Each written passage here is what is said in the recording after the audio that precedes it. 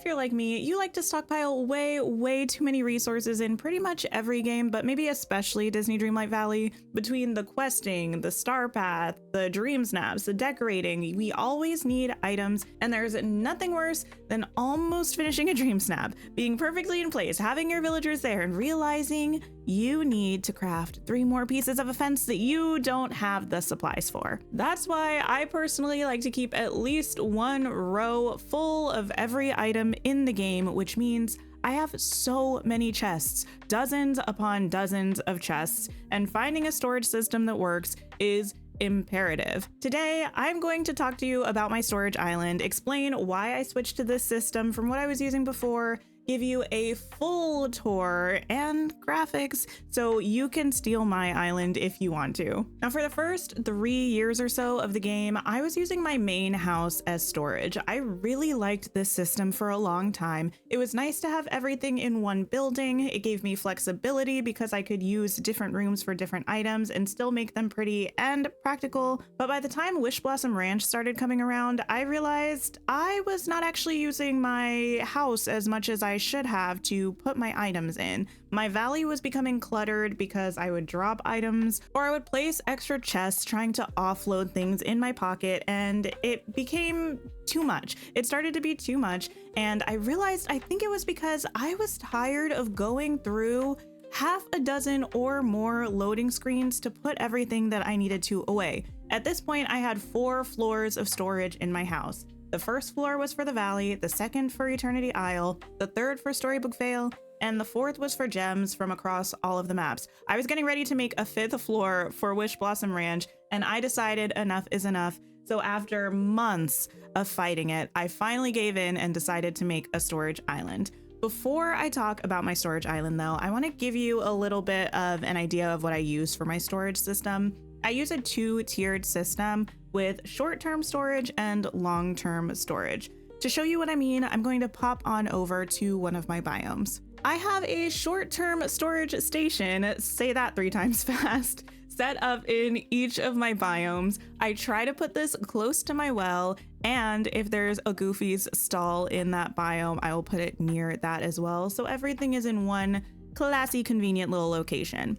Here I have an ancient vacuum set up from Eternity Isle, so when I'm going around foraging, I fast travel to the biome, I go to the vacuum, pick up whatever resources are there on the ground, and dump them into a medium or large storage chest. Which chest type I use depends on what I have available and how many resources I feel like I'm going to accumulate in that area. In addition to this medium or large chest, I also place my main shared home chest here, so I have easy access to that. But we're going to talk about what I have in that when we talk about my storage island. So this is my short-term storage system. I also have a chest like this around the various stalls and stands that I use oftentimes. So I'll have one by Moana's boat. So anytime I grab fish, I take them from Moana and I put them right into that chest. Same with beasts, flower, garden, but that way anything that I'm collecting daily, I grab it, I put it in the chest. I don't have to have it cluttering up my inventory. When these short-term storage chests start to fill up, or when I'm feeling like I have a little bit of extra time and I want to just clean things up, I will go around to these individual short-term chests, pick everything up, and move it over to my long-term storage on my storage island. So let's get into my storage island, but before we do, I want to talk about the 3 tips that I have for a storage island.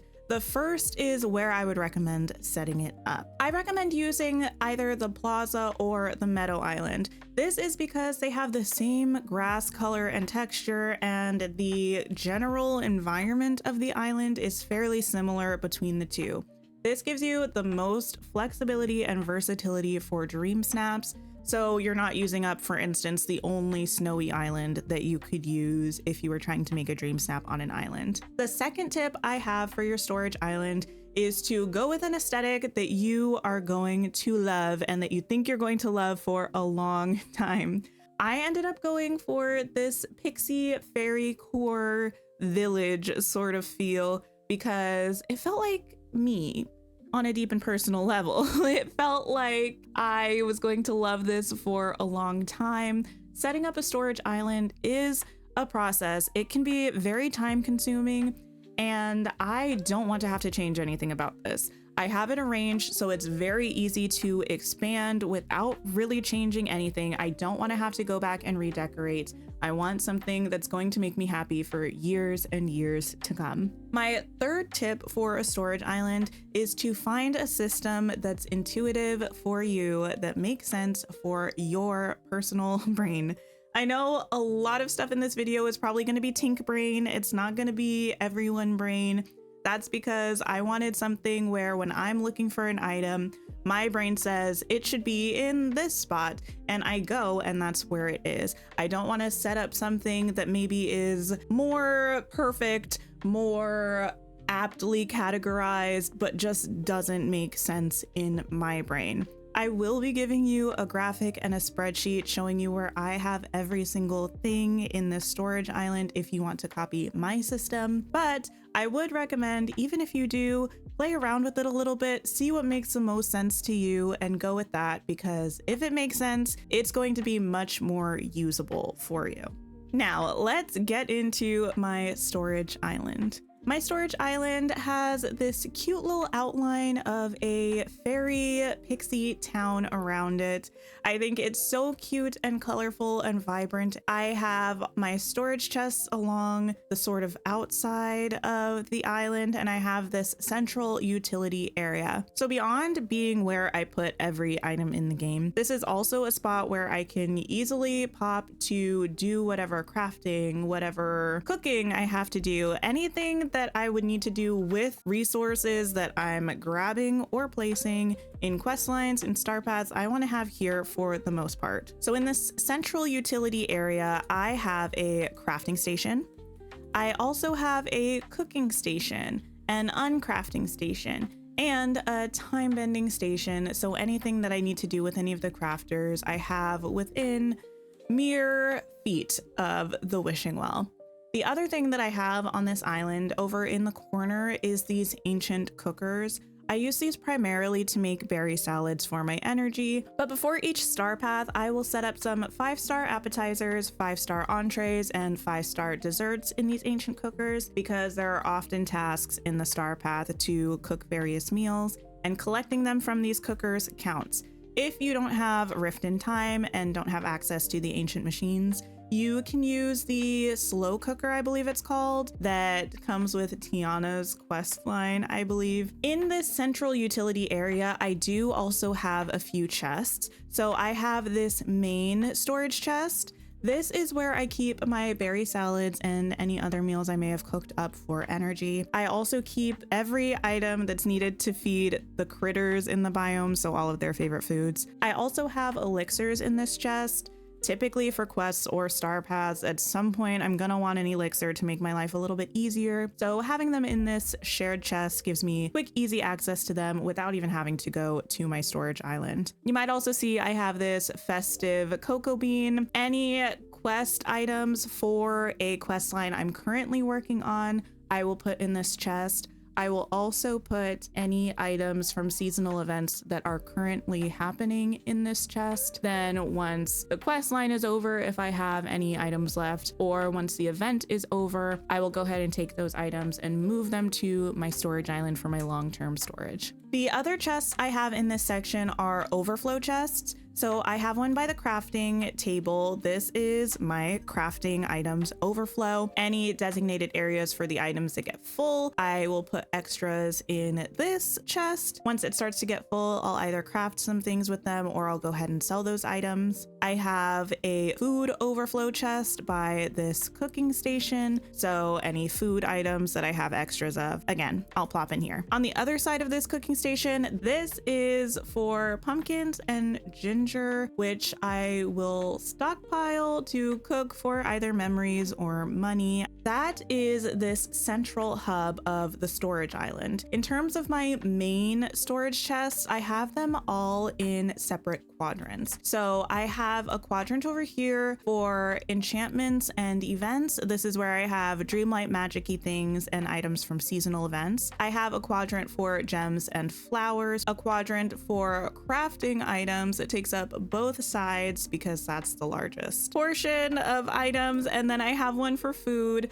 The first part is foraged and farming foods. The second is fish and other foods. We'll go ahead and take a look at all of the specific sections. I won't show you every single chest, but again, that will be accessible in the graphic and the spreadsheet that I will go over at the end of this, and you can find linked in the description box. For enchantments and events, I have a chest here for quest items and miscellaneous items. This is anything with a quest icon that we still have left over, various things that we've picked up along the course of the Valley story, anything that I don't know what to do with or we just don't know what to do with yet. Some of these items I'm sure I could do things with, like the gold shards from Aladdin, but I just like to keep them here because they're pretty. I have a chest each for dream shards, night shards, and purified night shards. I do have a chest for training manuals. I think it's really beneficial to have some of these on hand. If you're trying to collect a lot of resources for crafting something, it can be really useful to alter the distribution of your villagers' roles. So I'll make some of these when I have extra Dreamlight and I keep them on hand here. I have some elixirs in my main shared storage, but I put some extras in this chest here. I have a chest each for the various multiplayer items. This second section of this area is for our seasonal event items. So I have a chest for the St. Patrick's Day Clover event, one for the egg event, one for buttons, and one for button flowers from the parks event. I have a chest for marshmallows and the cooked items from that summertime event. I have a chest for Halloween event items. So this has rows for each of the candy types. And I also dropped my items from the Haunted Floating Festival in here. Finally, I have this Christmas event box. Now, I have a space for everything on this island, except I don't have my festive fish. I put them on the floor so I wouldn't cook with them, and I seem to have misplaced them. So once I find them, this will be their home. But until then, I have the wrapping paper, some of the festive cocoa beans from this floating island, shiny gifts, which are great for leveling up your villagers in a pinch, and I have some handcrafted gifts that I think I made the first ever time we had this event, and I just never used them for anything. And one extra chest for whatever new event that we have, just finishing off the table there. Actually, speaking of the festive fish reminds me, I do think I have every item represented here on my storage island, but if you find that I'm missing anything looking at the spreadsheet, please let me know. I will fix that ASAP. Our next quadrant is for flowers and gems. So for flowers, I really wanted to separate them by biome. I thought that would make the most sense to me, but I ran into an issue where I'm using a table that's 2 tiles deep and most of the flowers are 4x4 footprint. So I adjusted. I decided to do a rainbow pattern and separate the flowers by color instead. And actually, I'm fairly happy with this system. I do have one chest here for roses and rainbow rose bouquets. These are exclusives from Beast's flower stall. And then we start with pink and move our way through the rainbow. For the flowers, the main thing about the way that I organized them apart from by color is that I allocated one row for each type of flower, but I have a maximum of 5 different flower types in each chest. So I have 1 or 2 extra rows for overflows of those flowers. So in this chest, I have 4 different flower types with 2 rows for overflow. In this chest, I have 5 different flower types with 1 row for overflow. Whether I have 1 or 2 extra rows just depends on how many total flowers of that color there were and how it ended up distributing between chests. So we have our pink flowers, red, orange, yellow, green, blue, purple. I didn't have a multicolored flower that would fit on the table, so I just used this multicolored gem to signify that. We have our black and gray flowers, and then we have our white flowers. The other chest I have for flowers here is my extra overflow chest. So if any of the rows of flowers are full and the row of extras is full, I move any additional flowers over into this chest. Moving on, we have the gem storage. This is also by color gradient. So I start with the onyx, we move through red and orange and all the way through the rainbow around to that side over there. For these chests, I have the regular version and the shiny version in one chest. with 3 rows allocated for each type. But I have all of the gems from all of the maps coming along this way. We do have an extra chest here for the next time we get a gem. Next is the crafting quadrant. This is my largest section, and this is the most tink brain of all of them.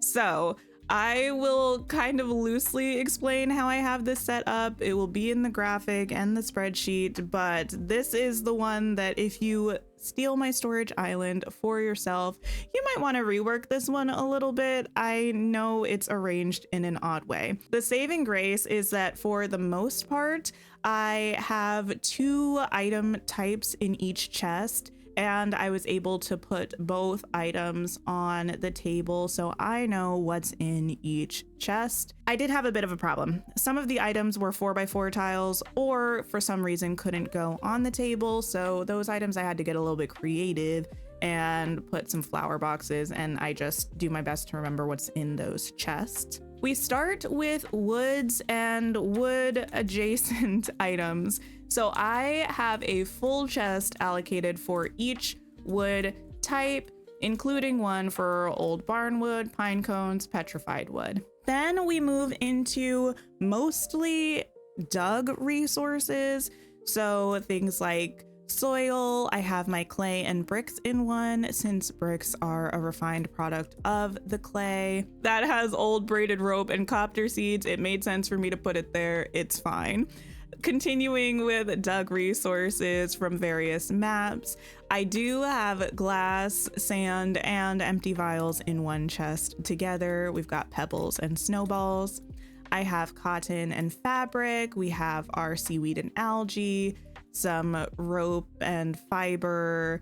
We have some foraged resources, some fished resources. We have some things from Wish Blossom Mountains. This is my kind of woods and dug resources for the most part. The other section of my crafting resources is mostly mined and miscellaneous resources.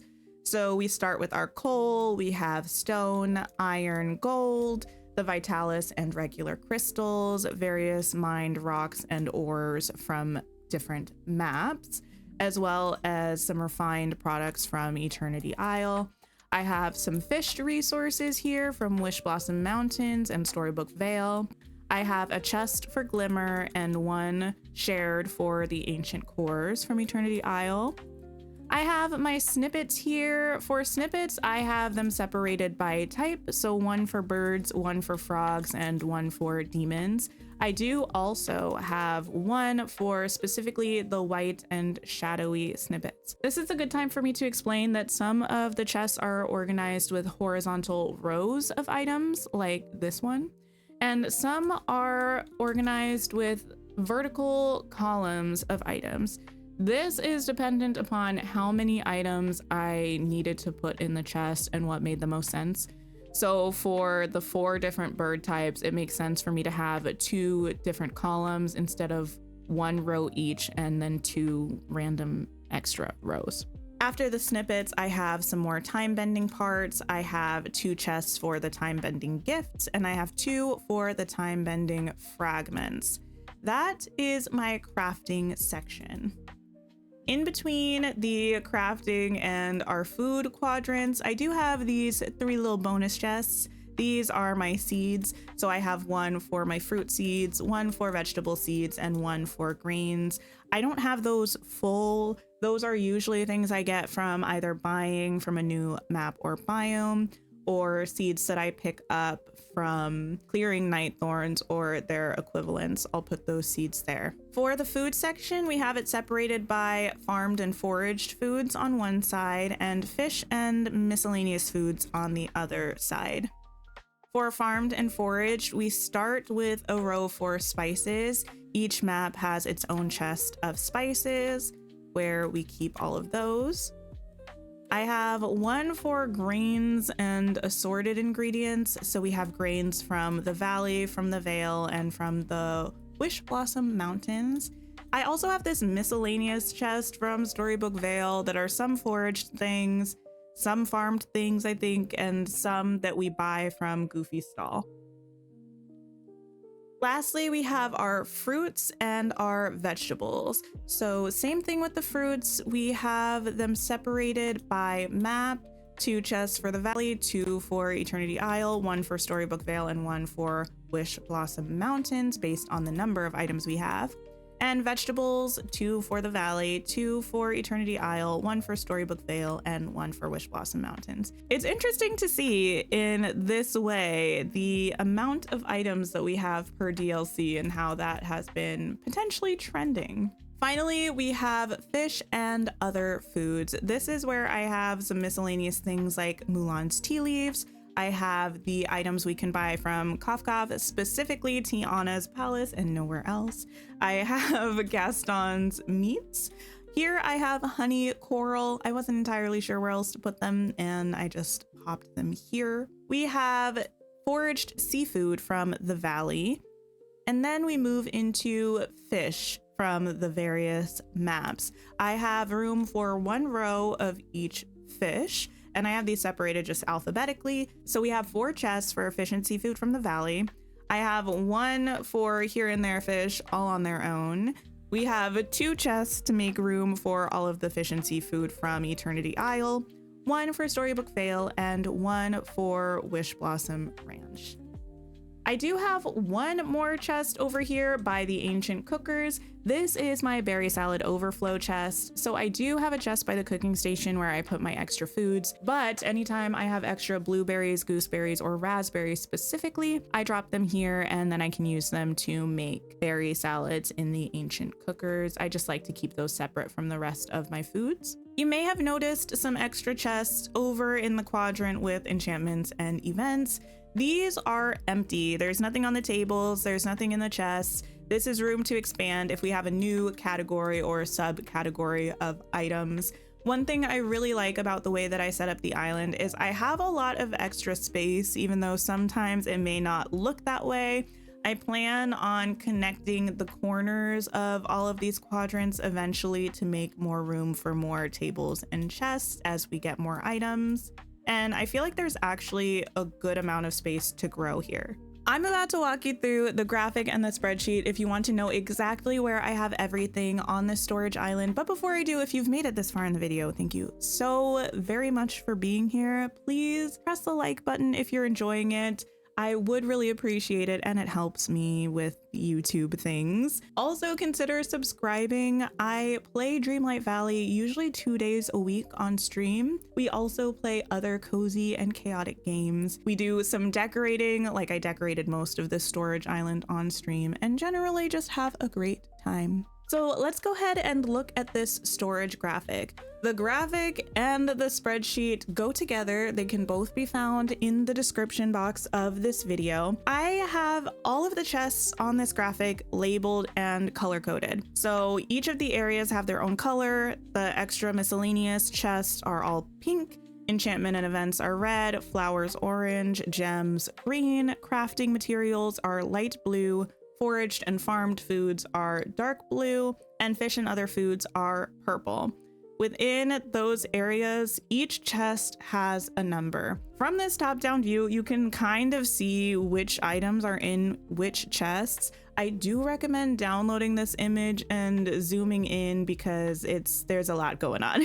But in addition to seeing what's on the tables here, the chest numbers also correlate to parts of the spreadsheet. So I will pull that up and walk you through that spreadsheet. This is another example of Tink Brain. I know it might not make the most sense to everybody else, but I'm gonna walk you through it. So at the top, we have the labels for chest type and number in column A. This is color coded to match the graphic. So enchantment and events red, flowers orange, gems green, and on and on. Underneath each section name, it also has each chest number that correlates to the chests on the graphic. Columns B through I are for the items that are located within each chest. So if you're looking at a specific chest, look under the category, find the number, and follow that row horizontally to see all of the items that are located within it. For example, enchantment and events chest number 8, if you click on that, you can see that's where I have the pixelized cooking flames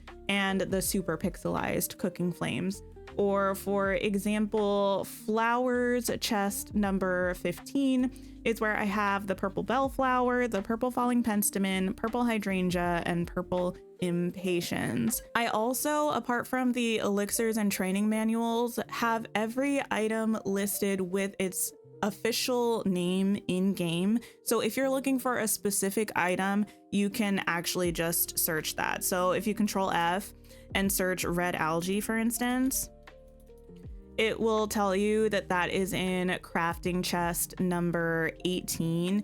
And then you can go and look at the graphic and see where that's located. I hope this is a helpful resource to you. If you do decide to steal this storage system, definitely let me know. And if you have any questions about anything that I've talked about, let me know in the comments. I will be happy to answer. Also, if you made it this far in the video, thank you so much. Please let me know how you liked it. Let me know if there are any other videos that you would like to see from me, and let me know what your storage system is like right now, and if you're thinking about changing it or spicing it up at all. Before we end, I would like to give a very special thank you to all of my channel members. I really appreciate you all so much. You help support me and the channel and my dreams of being a content creator. A very special thank you to our Gilded Lily tier channel members, Anthony, Ezra, and Princess. Your additional support of the channel is truly mind-boggling. I'm so pleased, and I have no words to express how grateful I am, honestly, truly. If you're interested in becoming a channel member, you can find that information also in the description box. Until next time, I hope you all have a wonderful rest of your day or night, and take care of yourselves, and I will see you all very soon.